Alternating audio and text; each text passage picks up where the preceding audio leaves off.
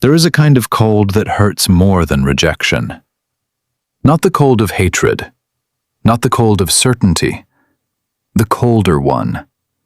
The one that comes from someone who looked at you like you mattered, touched you like they felt safe, stayed close enough for your nervous system to memorize them, and then slowly turned into silence, into dry replies, into distance, into a face that says nothing while your mind is breaking itself trying to understand everything. And that is the cruelty of it. Because if they had stopped caring, this would almost be easier. If they had become obvious, loud, cruel, final, your heart could at least find something to fight against.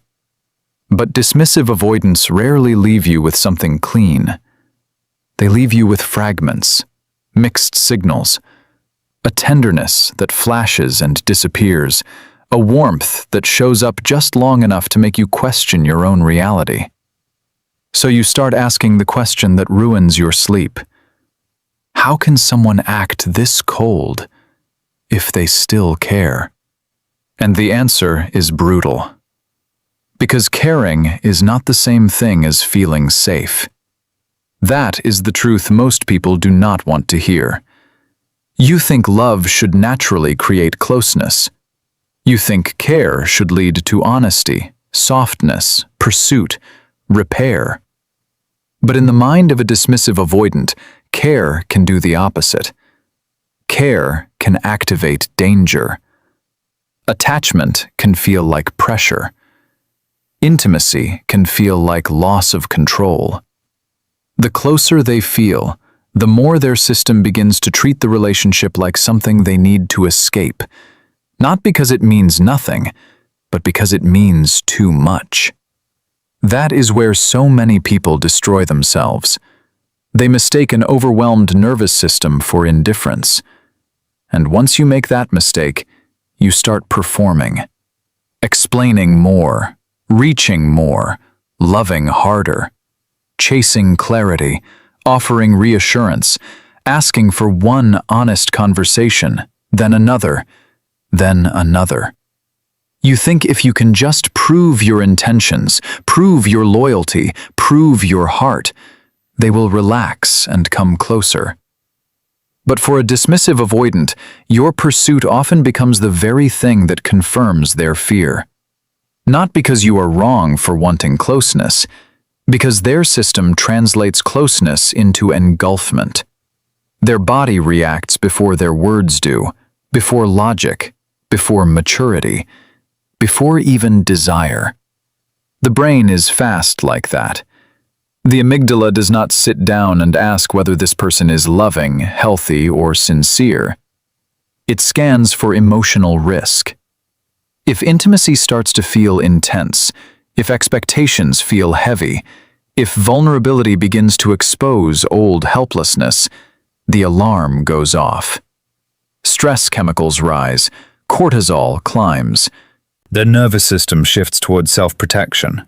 And what looks like "I don't care" is often "I cannot stay open and regulated at the same time." So they go cold. They detach. They delay.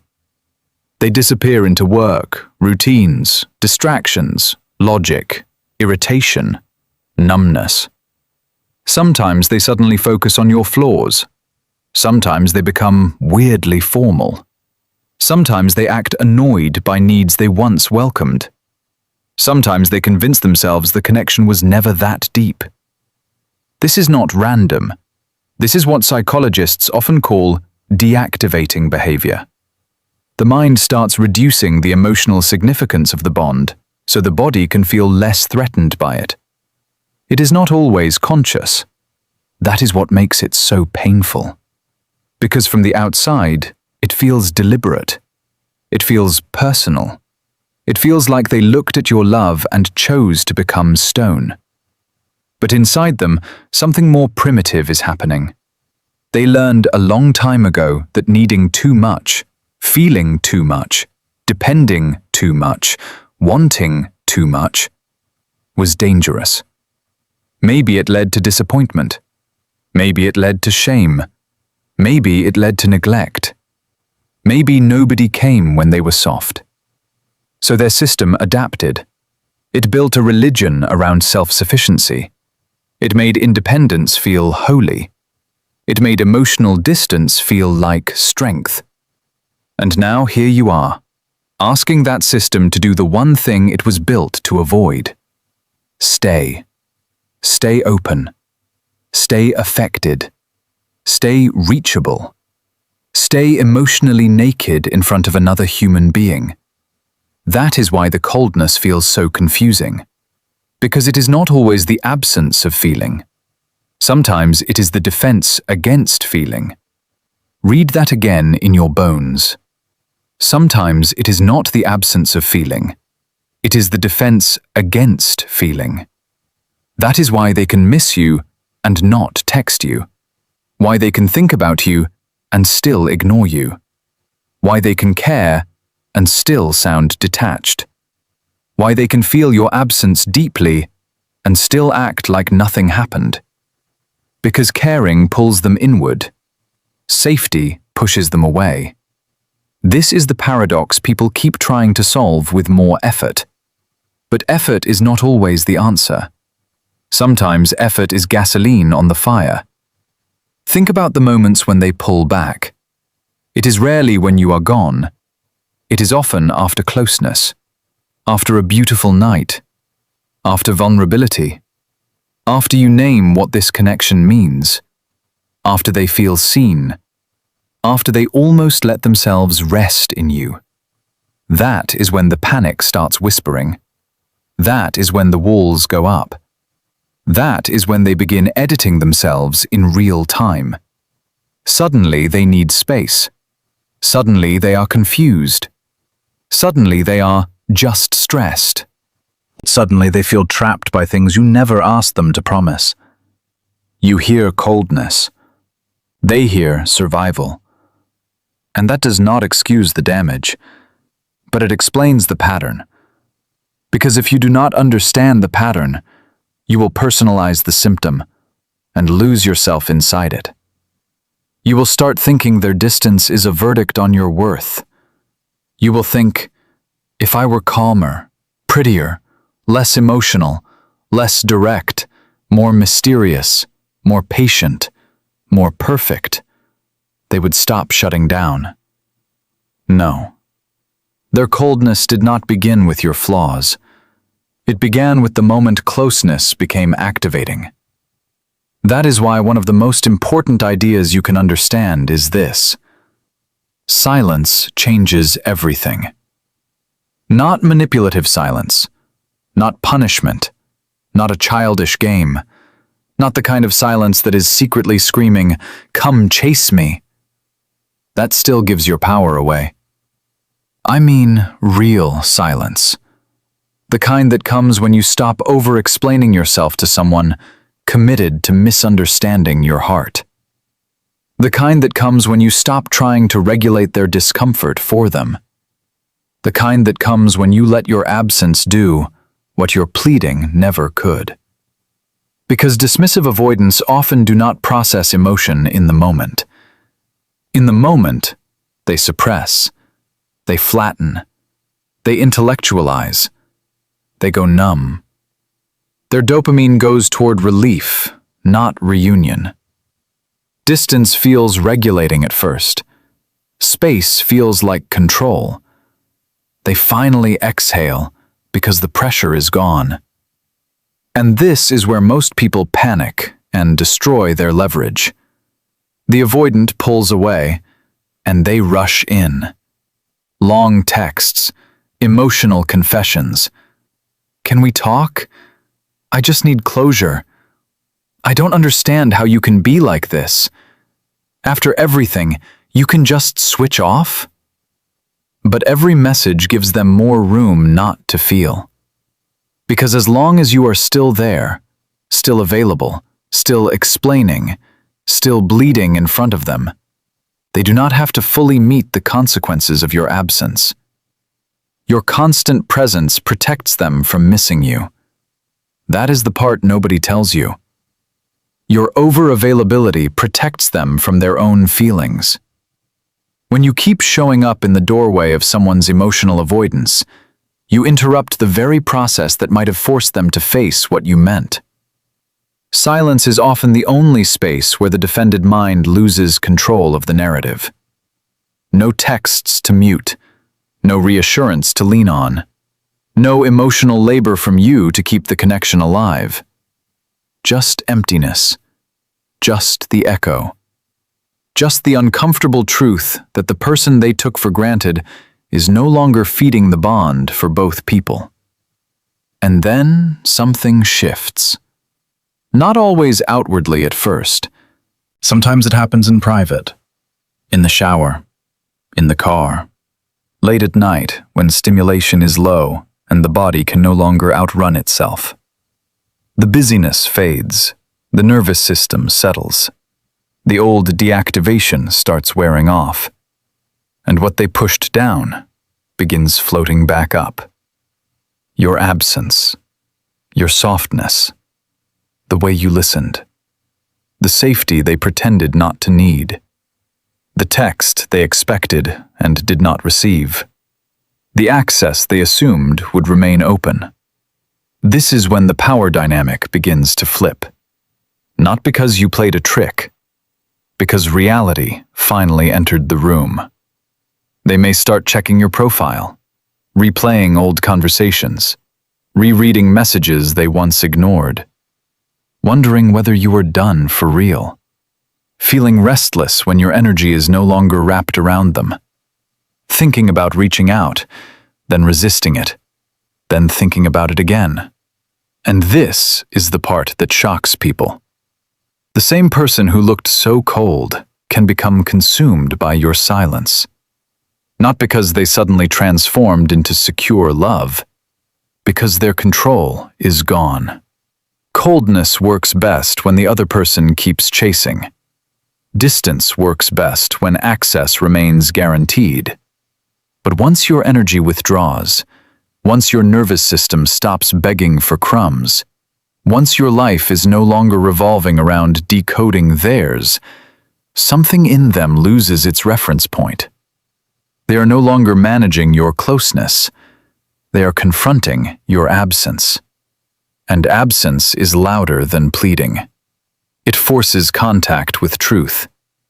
Maybe not enough to create maturity, maybe not enough to build a healthy relationship, but enough to make them feel. That is why they may come back softer, curious, careful, nostalgic, randomly affectionate, suddenly available in little bursts. But listen carefully. This is where people break the pattern in the worst possible way. They mistake renewed interest for transformation. They think, finally, now they see my value. Now they are ready. Now the pain meant something. And because the avoidance return feels so relieving, the body floods with hope. Dopamine surges. You feel chosen again, alive again, special again. You tell yourself this time will be different because now they are reaching. But if nothing fundamental has changed inside the pattern, the cycle will repeat. Closeness, activation, coldness, distance. Your pain, their return. Your hope, their withdrawal. Again, again, again. Until your self-worth begins depending on whether a defended person can temporarily tolerate intimacy. That is too expensive. You cannot build peace on someone else's dysregulation. You cannot build identity on intermittent warmth. You cannot build a future on chemistry that only appears after disconnection. And this is the warning. Do not use your silence to get them back if you have not used it to get yourself back. Because if silence is only a strategy, you will crumble the moment they return. You will abandon your boundaries to keep the fantasy alive. You will call it love, when really it is your nervous system trying to complete an unfinished loop. You will accept half presence because it feels better than the emptiness you just survived. That is not power. That is relapse. Real non-reactivity is different. It is not icy. It is not punishing. It is not fake detachment. It is the quiet dignity of someone who no longer confuses being wanted with being valued. It is the moment you stop trying to force emotional honesty out of someone who only offers it when they fear losing access to you. It is the moment you understand that your tenderness is not desperate just because it was given to the wrong nervous system. It is the moment you finally see that being deeply loving does not mean you are meant to stay where love is chronically unsupported. And something profound begins to happen when you truly internalize this. You stop watching them for evidence that you matter. You start watching yourself for evidence that you have returned home. You notice how much of your life had become emotional surveillance, reading tone, studying delays, interpreting pauses, managing your expression so you would not trigger distance, shrinking your truth to seem easier to hold, calling your needs too much because someone else was too defended to meet them. That was never peace. That was self-abandonment in a romantic costume. The deepest shift is not that they start missing you. The deepest shift is that you stop needing their missing to validate your importance. Because yes, they may care. Yes, they may think of you for months. Yes, they may act cold while privately unraveling. Yes, many dismissive avoidants feel more than they can show. But none of that changes the central question you must ask. Can they love in a way that does not require me to disappear inside the process? That is the question. Not, do they care? Not, will they come back? Not, did I mean something? Can they meet love without turning it into threat? Can they stay present when intimacy stops being comfortable? Can they communicate instead of deactivate? Can they hold connection without punishing vulnerability? Can they do the inner work required to stop treating closeness like captivity? If the answer is no, then their hidden feelings are not your home. They are just hidden feelings, and you were not born to spend your life translating emotional unavailability into hope. You were not born to earn warmth from someone who only offers it once you leave. You were not born to become so patient that you disappear.